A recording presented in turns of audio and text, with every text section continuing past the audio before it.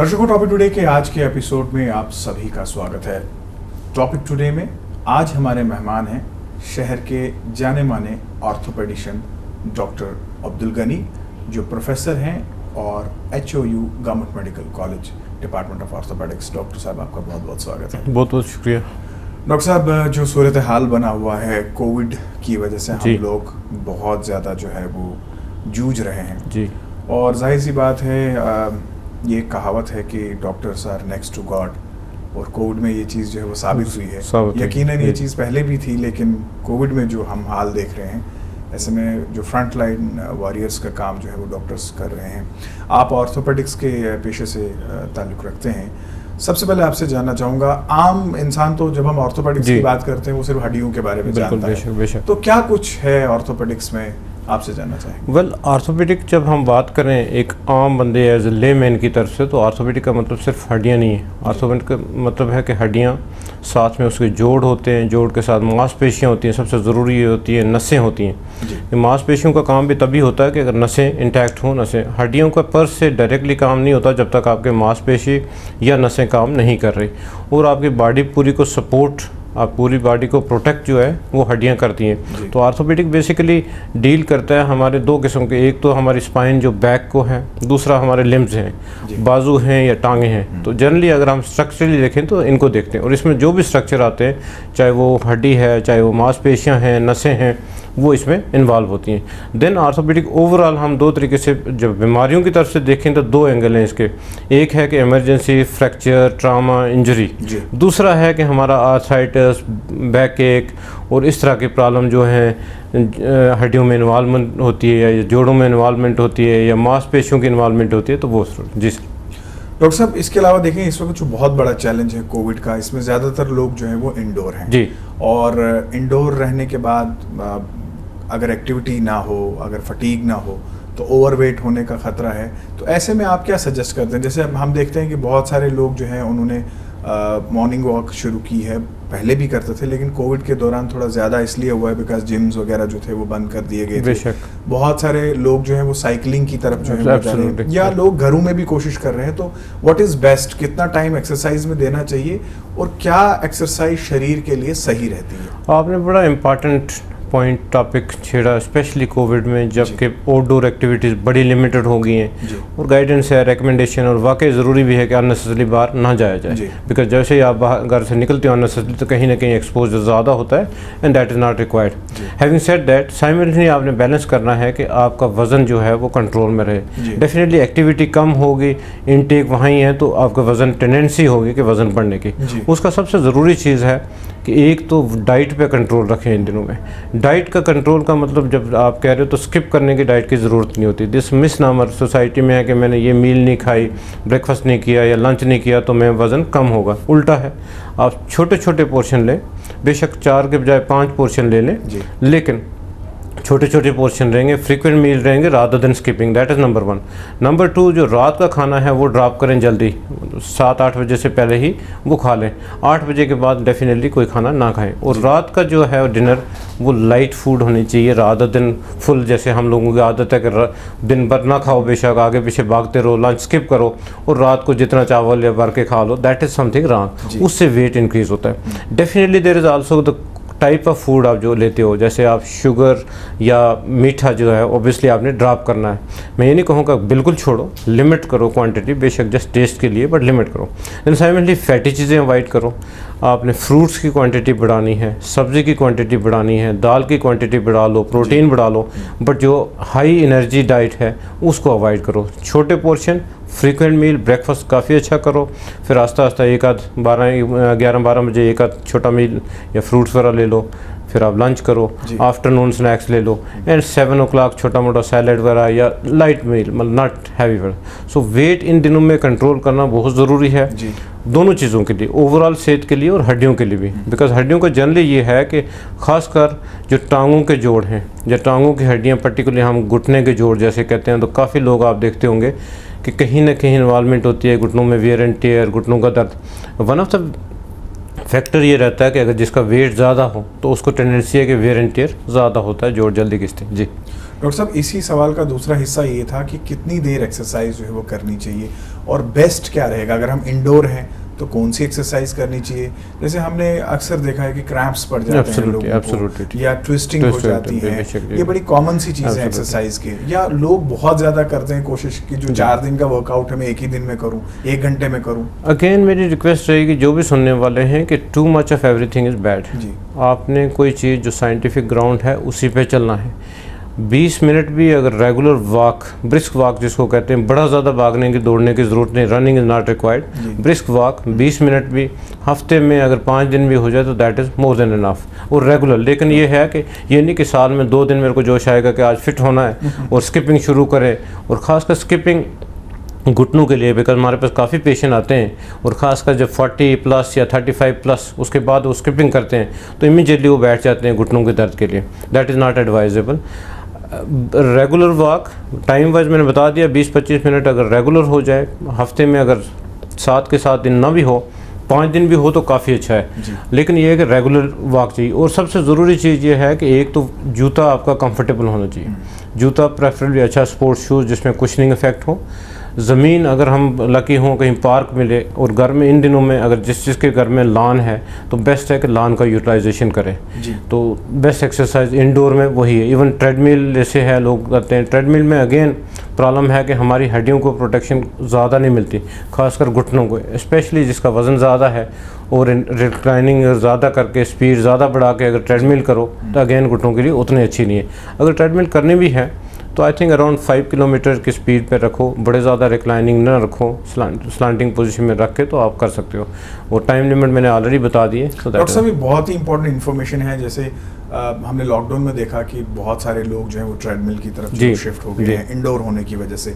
तो ऐसे में जैसे सरफेस की हम बात करें, जैसे आपने शू का कहा कि बहुत बड़ा रोल है, ऐसे में सरफेस का कितना बड़ा रोल है? बहुत सारे लोग जो मैकडम होता है, सख्त सरफेस होती है, उस पे करते हैं, वो बहुत हार्मफुल है। इनफैक्ट अगर स्पेशली अगर आपका फुटवेयर भी ठीक नहीं है और साथ में हार्ड सरफेस पे रोड पे आप वॉक कर रहे हो, बिकॉज अनफॉर्चुनेटली हमारे पास उतनी अच्छी क्वालिटी पाथवेज, वॉकिंग पाथवेज या पार्क वगैरह नहीं है, तो वहाँ घुटनों को, नी को काफ़ी ज़्यादा मतलब डैमेज होता है और उसका जो आर्थराइटिस, जो वेयर एंड टेयर कहते हैं, वो बड़ा जल्दी होना शुरू हो जाता है। तो उसमें मेरी रिक्वेस्ट यही रहेगी, प्रेफरेबली कोशिश ये करें कि ज़्यादा से ज़्यादा मिट्टी पे, जहाँ भी अगर कहीं भी कोई हो आइडेंटिफाई हो सके, अगर रोड के साइड पे मिट्टी वाला एरिया तो उस पर चलें और शू बड़ा अच्छा रखें।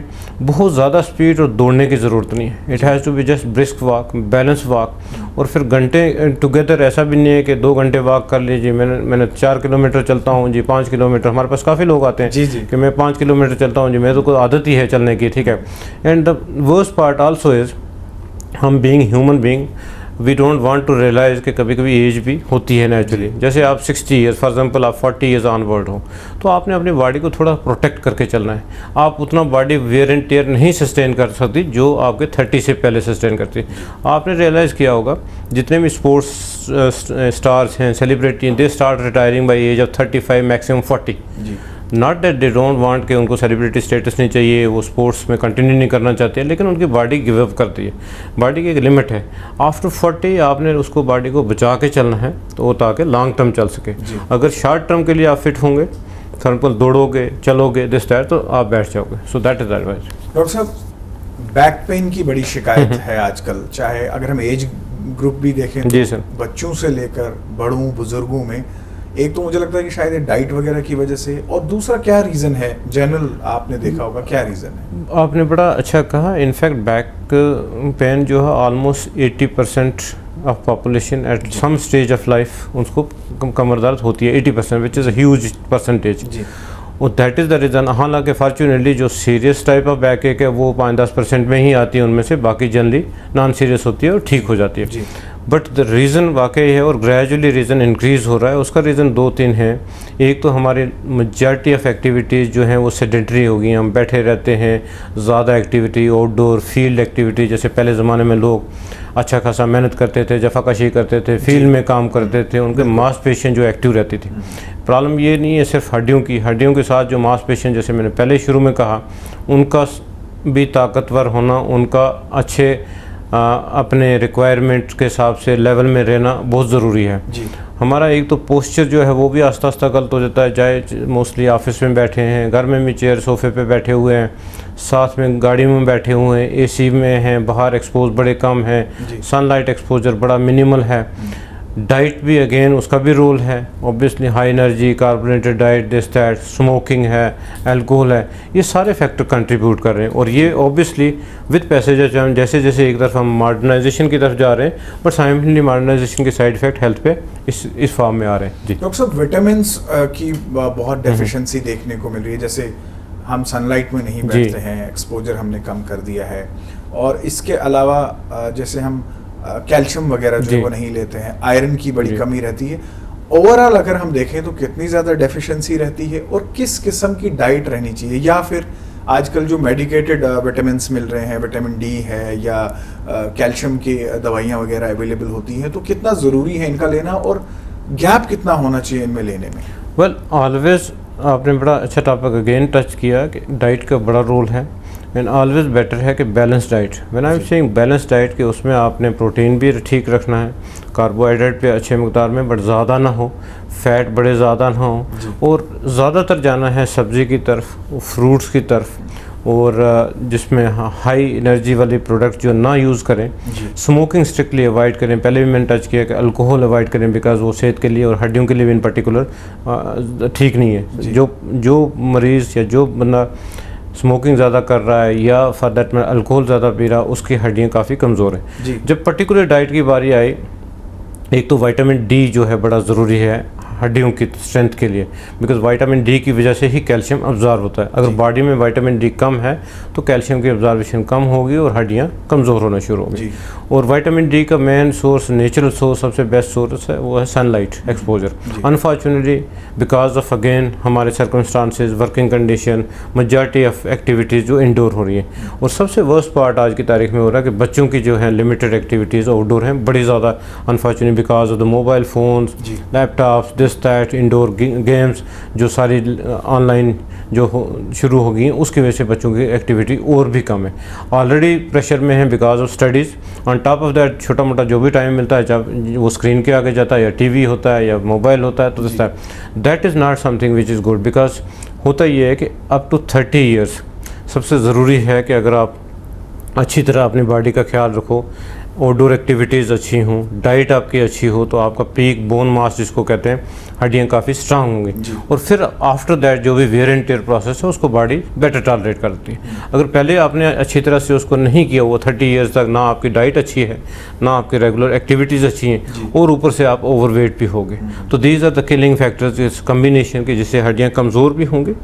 आपके आर्थराइटिस आपने देखा होगा, घुटने टेढ़े शुरू हो जाते हैं ग्रेजुअली, ठीक है, घुटनों में वेयर एंड टेयर शुरू हो जाती है, और उसका नेगेटिव फीडबैक साइकिल शुरू हो जाता है।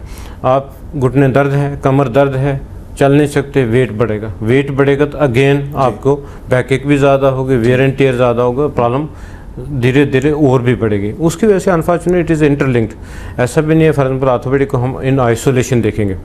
अगर इंसान की एक्टिविटी कम है बिकॉज ऑफ जोड़ दर्द, तो नेचुरली उसको हार्ट की प्रॉब्लम भी ज़्यादा हो जाएगी, कोलेस्ट्रॉल ज़्यादा होगा, उसका शुगर कंट्रोल में नहीं आएगा, ओवरऑल मेंटली भी बंदा फटीग में जाता है। So your quality and quantity of life will definitely be affected by because of that. So bones को हम बिल्कुल neglect as a just bone नहीं कह सकते आर्थोपेडिक्स को, it is more than that. जी सर। डॉक्टर साहब, आपने बच्चों का जिक्र किया।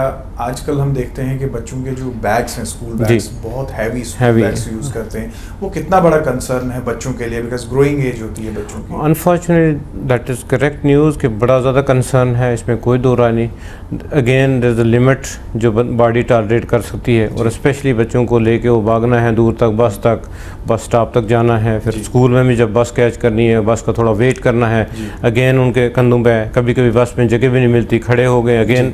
I think that is something really cause of concern उसमें। और उसमें ये हो रहा है कि बच्चों के नॉट ओनली एक तो कमर दर्द भी शुरू होती है, पोस्चर चेंज हो जाता है बिकॉज बेंडिंग में, और मसल बच्चों के कमज़ोर होने शुरू होते हैं। That is a really concern, उसमें वाकई कहीं ना कहीं एड्रेस करना है उस इशू को। डॉक्टर साहब, इंडियंस में अगर हम देखें तो ऑस्टियोपोरोसिस बहुत ही कॉमन सी एक डिजीज़ है। ये किस एज से शुरू होती है और कॉमन रीजंस क्या हैं इसके? आपने अगेन बड़ा हाईलाइट किया टॉपिक। ऑस्टियोपोरोसिस अगेन एक निगलेक्टेड बीमारी है जिसका एक जनरल पब्लिक को तो बड़ा लिमिटेड नॉलेज है। Even unfortunately being clinician doctors भी बड़ा ज़्यादा उस पर कंसंट्रेशन नहीं देते। आपने देखा होगा जनरल सोसाइटी में और डॉक्टर्स में इन पर्टिकुलर सोसाइटी में ने भी एक्सेप्ट कर लिया है, शुगर रूटीन में हर एक करवाता है, यूरिक एसिड करवाता है, कोलेस्ट्रॉल करवाता है, थायराइड करवाता है, बट ऑस्टियोपोरोसिस के बारे में उतनी अवेयरनेस नहीं है। अगेन है अनफॉर्चुनेटली ये इसको osteoporosis also called as silent killer, because ये डिटेक्ट बड़ी लेट स्टेज पे होती है। जब लेट स्टेज पे डिटेक्ट होती है तो ऑलरेडी इसकी वजह से जो इसके कॉन्सिक्वेंसेज है वो काफ़ी हाई होते हैं। बेसिकली आपने कहा एज अगेन 40 ईयर्स ऑनवर्ड ये शुरू हो जाती है। फीमेल्स में ज़्यादा होती है because of hormonal changes after menopause, male में थोड़ा कम होता है। बट जो पेशेंट जैसे स्मोकर है, अल्कोहलिक है, वेट ज़्यादा है या कोई ट्रीटमेंट ले रहा है जैसे स्टेरॉइड है या जिसको रूमेटॉइड आर्थराइटिस है, किसी को कीमोथेरेपी चली है दिस दैट, तो उसको ऑस्टियोपोरोसिस के इंसिडेंट ज़्यादा हो, या किसी की फैमिली हिस्ट्री है, पहले फैमिली हिस्ट्री में ऑस्टियोपोरोसिस सिग्निफिकेंट है तो डेफिनेट टेंडेंसी होगी बच्चों में भी ऑस्टियोपोरोसिस ज़्यादा होगा।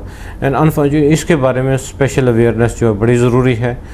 टेस्ट होते हैं कुछ डेक्सा स्कैन कहते हैं, वो टेस्ट से आइडेंटिफाई होता है कि आपके बॉडी में एग्जैक्टली हड्डियों की वीकनेस कितनी है स्ट्रेंथ वाइज, एंड उसके हिसाब से आइडियली स्पीकिंग ट्रीटमेंट और फिर प्रिवेंशन फर्दर कैसे करनी है। अनफॉर्चुनेटली इसका ऑस्टियोपोरोसिस के कॉन्सिक्वेंसेस बहुत ख़राब हैं because that is the reason I called it is also called as silent killer. Because एक बार ऑस्टियोपोरोसिस होता है तो उसके इमीडिएटली ट्रिवियल ट्रामा, छोटा मोटा गिरे, बाथरूम में स्लिप हुए या कहीं तो फ्रैक्चर हो गया हिप का, या फॉर दैट मैटर स्पाइन का फ्रैक्चर हो गया या रिस्ट का फ्रैक्चर हो गया। खासकर हिप का फ्रैक्चर या स्पाइन का फ्रैक्चर जो है उसके बाद पेशेंट की मोबिलिटी बहुत लिमिटेड होती है, मॉर्बिडिटी बढ़ जाती है, इवन मोर्टेलिटी डेथ भी हो सकती है because of the secondary complication, not direct complication but because of the secondary incident. जी डॉक्टर साहब, इसके अलावा अगर हम रूटीन में देखें तो बड़े कॉमन से जो जिन बीमारियों का जिक्र होता है, जैसे हम नेक पेन की बात करें, कंप्लेंट करते हैं लोग, रात को सही सोते हैं और सुबह जब उठते हैं तो कंप्लेंट करते हैं कि मेरी गर्दन में जो है वो दर्द है। इसके अलावा टेनिस एल्बो की बड़ी कंप्लेंट होती है। तो ये सब चीज़ें जो है ये किस तरह से होती हैं? क्या इनमें सच में एज का एक बहुत बड़ा रोल होता है? और क्या बेटर रहता है कि क्या स्लीपिंग आपका आप किस तरह से आपको सोना है ताकि ये चीज़ें ना हो? Well to be honest completely prevent तो नहीं कर सकते इनको, खासकर जो आपने टेनिस एल्बो कहा या सर्वाइकल पेन कह लो या सर्वाइकल स्पॉन्डिलोसिस कॉमन टर्म है, but not necessarily cervical spondylosis पूरा फुल ब्लोन होगा, बट नेक पेन बड़े कॉमन है।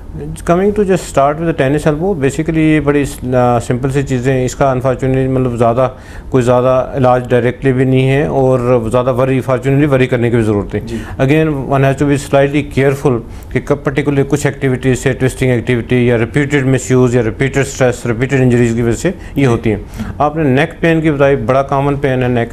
अगेन वेरी इंपॉर्टेंट, पिलो बहुत ज़्यादा भी ना रखें और बहुत कम भी ना रखें, कंफर्टेबल पिलो।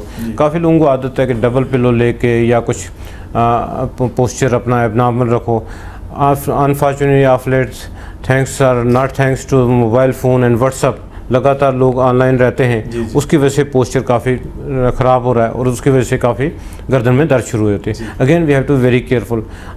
ऑफिस में जो काम कर रहे हैं जैसे लैपटॉप पे काफ़ी देर हैं, अगर पोस्चर अच्छा नहीं है, वर्किंग स्टेशन ठीक नहीं है, नॉर्मली स्पीकिंग चेयर की हाइट कम होनी चाहिए और टेबल की हाइट थोड़ी सी ऊपर होनी चाहिए ताकि आपके ऑलमोस्ट आई लेवल पे हो। अगर हमेशा बेंड होकर आप काम कर रहे हो तो टेंडेंसी है, जैसे जजेस को है, बैंकर्स को है, ये काफ़ी कैशियर्स, बैंकर, अदरवाइज जो ऑफिस में काम करते हैं उनको काफ़ी प्रॉब्लम है। और उसमें बेस्ट तरीका यही है, एक तो वर्किंग स्टेशन अपना एडजस्ट करें, पिलो आप कंफर्टेबल रखें, too much of mobile phone का अवॉइड करें और रेगुलर मसल स्ट्रेंथनिंग एक्सरसाइजेज जो है नेक की वो करें। तो दैट इज़ काइंड। डॉक्टर साहब, शरीर का सबसे इम्पोर्टेंट हिस्सा स्पाइन जिसको हम कहते हैं, इसका ख्याल किस तरह से रखना चाहिए? जैसे आपने ठीक बोला कि बड़ा इंपॉर्टेंट है because back is the backbone, actually spine is the backbone. ठीक है, इसमें कोई दो राय नहीं। आपके चलने में, अदरवाइज बॉडी स्ट्रक्चर को सपोर्ट करने में, आपकी अदरवाइज शेप में, गेट में, सब में हेल्प इसमें इसका इंपॉर्टेंट रोल है। बेस्ट तरीका एक तो ये कि पोस्चर का, जैसे मैंने कहा, पोस्चर अपराइट होना चाहिए, ज़्यादा बेंडिंग स्टूप डाउन पोस्चर नहीं होना चाहिए। अगर किसी को छोटा मोटा बैक है तो कमर के पीछे कुशन रख लें, ऑफिस में भी, गाड़ी में ड्राइव कर रहे हो तब भी पीछे कुशन रखें ताकि एक नॉर्मल कर्वेचर जो मेंटेन रहे। दूसरा है कि मसल स्ट्रेंथ, जी। मसल स्ट्रेंथ सबसे ज़रूरी है कि आपकी एक्टिविटीज़ से, एक्टिविटी कोई भी आप जितनी सेडेंटरी, जितना कम एक्टिविटी है तो मसल आपके वेस्ट हो जाते जी। हैं और आपके कमर दर्द बढ़ना शुरू हो जाती है। तीसरा है कि वेट कंट्रोल में, जितना आपका पेट ज़्यादा बढ़ेगा नेचुरली स्ट्रेन बैक पे होगा, मसल भी कमज़ोर होंगे, पोस्चर भी एबनॉर्मल होगा, तो उसकी वजह से आपको कमर दर्द एडिशनल होगी। Of course there is a role of other thing, जैसे बैलेंस डाइट का रोल है, ऑलरेडी मैंने एलिस्ट्रेट किया है। सो दूसरा ये है कि इससे अगर खुदा न खास्ता किसी को बैक एक होती है तो सबसे बड़ा ये है कि वो जो डॉक्टर के पास जाए, असेस करवाए कि ये बैक एक क्या है, ये सिंपल बैक एक है, मस्कुलर है, या फॉर दैट मैटर कोई और भी रीज़न है, बिकॉज 100 किस्म के रीजंस हैं जिनकी वजह से बैक हो सकती है, और वो चीज़ मिस नहीं होनी चाहिए। डॉक्टर ने डायग्नोज, सबसे ज़रूरी चीज़ है कि डायग्नोसिस होना चाहिए कि आपको सिंपल बैक एक है, मस्कुलर है, या छोटा मोटा डिस्क है, कोई इन्फेक्शन मिस नहीं करनी चाहिए, बिकॉज टीबी बड़ा कॉमन है हड्डी का, उसका बड़ा इंपॉर्टेंट कारण है। कभी कभी अनफॉर्चुनेटली ओल्ड एज में या इवन यंग एज में कैंसर भी होता है, मल्टीपल जगह पे फैला होता है या स्पाइन में फैला होता है। सो इसको निगलेक्ट इस तरह नहीं करना कि सिंपल कमर दर्द है मेरे को इग्नोर करूँ, खासकर अगर ये 2-3 हफ्ते के बियॉन्ड परसिस्ट कर रही है, और ख़ासकर जिसको रात को में दर्द है या खुदा न खास्ता टांगें थोड़ी बहुत कमज़ोर होना शुरू हो गई, रात में दर्द हो या बहुत सीवियर दर्द है, रिस्पॉन्ड नहीं कर रही पेन किलर को, साथ में बुखार वगैरह हो गया, तो ये कहते हैं रेड फ्लैग साइन, इसमें इमीडिएटली डॉक्टर को कंसल्ट करना चाहिए। जी डॉक्टर साहब, प्रोग्राम के बिल्कुल आखिर में जी बहुत ही इंपॉर्टेंट बात पूछना चाहूँगा, चूँकि आप ऑर्थोपेडिक सर्जन भी हैं, तो कोविड की वजह से बहुत सारे ऐसे लोग हैं जिनकी सर्जरीज जो है वो डिले हो रही हैं, बेशक, unless and until medical emergency नहीं है। तो ऐसे में उन पेशेंट्स को आप क्या कहना चाहेंगे जिनकी सर्जरीज डिले हुई हैं, या इस जो कोविड के दौरान अपनी सर्जरीज कराते हैं, उनको किस किस्म का एहतियात बरतना है? वेल, बड़ा इंपॉर्टेंट और बड़ा प्रैक्टिकल क्वेश्चन है, बिकॉज अनफॉर्चुनेटली कोविड में जो है वाकई पेशेंट की जो अपार्ट फ्रॉम मेनली सारा फोकस कोरोना पे चला गया और बाकी बीमारियों पे उन पे फोकस हटा है। हैविंग सेड दैट, आर्थोपेडिक में जैसे मैंने शुरू में कहा था, आर्थोपेडिक 2 पार्ट में डिवाइड होती है, एक इमरजेंसी, ट्रामा, इंजरी। वो कोविड के टाइम पे, पीक कोविड के टाइम में जैसे शुरू में फियर फैक्टर काफ़ी ज़्यादा था, तब भी डील हो रहा था, तो ऑफ लेट वो रूटीन में नॉर्मली डील हो रहा है। जो है जैसे दूसरी सर्जरी, जैसे डिस्क की सर्जरी है या रिप्लेसमेंट है, ये वो मैं कहूँगा कि अवॉइड करें जब तक कोई इसका थोड़ा बहुत कहीं ना कहीं सेटल डाउन नहीं होता, बिकॉज उसमें रीज़न उसका ये है, उसको हमको भी बहुत रिस्क है, like as a surgeon operating बड़ा ज़्यादा रिस्क है, पेशेंट को रिस्क है खुद को ट्रांसमिट होने। फॉर एग्जांपल एक कोविड नेगेटिव आया, आजकल सर्जरी में मेजॉरिटी कोविड टेस्ट को आगे करा रहे हैं, कोविड नेगेटिव आया, नेगेटिव रिजल्ट आ गया, उसका आगे किसी हॉस्पिटल से, एम्प्लॉय से, फॉर एग्जांपल दूसरे पेशेंट से, किसी अटेंडेंट से एक्सपोज हो गया, तो वो एक सिचुएशन जो ऐसी होती है ना रिकवरेबल। जी। सेकेंड पार्ट इज़ जहाँ मस्ट सर्जरी हैं वहीं करवाएं, बड़ी ज़्यादा दर्द हो रही है डॉक्टर से कंसल्ट करके, इसको हम इलेक्टिव सर्जरीज बोलते हैं, जैसे हिप रिप्लेसमेंट, नी रिप्लेसमेंट, या कोई डिस्क की सर्जरी, आर्थोस्कोपी, लिगामेंट रिकंस्ट्रक्शन, तो ये आज की तारीख में सर्जरी ना करवाएं, बिकॉज इसमें 5-6 महीने डिले से कोई बड़ा नुकसान नहीं होगा। एट द मोस्ट थोड़ा बहुत सेफली पेन किलर ले लें, पैरास्टामोल ले लें, कुछ डॉक्टर को कंसल्ट करके फ़ोन पर, या अदरवाइज़ थोड़ा बहुत पेन किलर ले लें, बट हमेशा के लिए डिपेंड ना रहें पेन किलर पर। जी डॉक्टर साहब, आपने अपना कीमती वक्त निकाला, हमारे प्रोग्राम में हिस्सा लिया, आपका बहुत बहुत शुक्रिया। बहुत बहुत शुक्रिया, थैंक यू। ये थे डॉक्टर अब्दुल गनी, जो कि ऑर्थोपेडिक सर्जन हैं और गवर्नमेंट मेडिकल कॉलेज में इस वक्त हेड ऑफ यूनिट हैं। कोविड में जहां आप हाइजीन का ख्याल रख रहे हैं, जहां आप अपने डाइट का ख्याल रख रहे हैं, या आप अपनी साफ़ सफाई या सैनिटाइजेशन का ख्याल रख रहे हैं, तो ऐसे में अपने शरीर का भी आप ख्याल रखें। डॉक्टर साहब ने बखूबी एक्सप्लेन किया आपको कि कितना ज़रूरी है कोविड के दौरान जब आप इंडोर हैं अपनी हड्डियों का ख्याल रखना, अपने मसल्स का ख्याल रखना, ये सब चीज़ें, और ओवरडू ना करें। जो सबसे इम्पॉर्टेंट है कि आप ये कोशिश ना करें कि जो 4 दिन का वर्कआउट है वो आप 1 दिन में करें या 1 घंटे में करें, उससे आपके शरीर को जो है वो ज़्यादा नुकसान पहुँचेगा। तो उम्मीद करते हैं कि आप सलामत रहेंगे और अपने शरीर का ख्याल रखेंगे। टॉपिक टुडे के आज के अंक में बस इतना ही, फिर होगी आपसे मुलाकात, इजाज़त दीजिए, आदाब।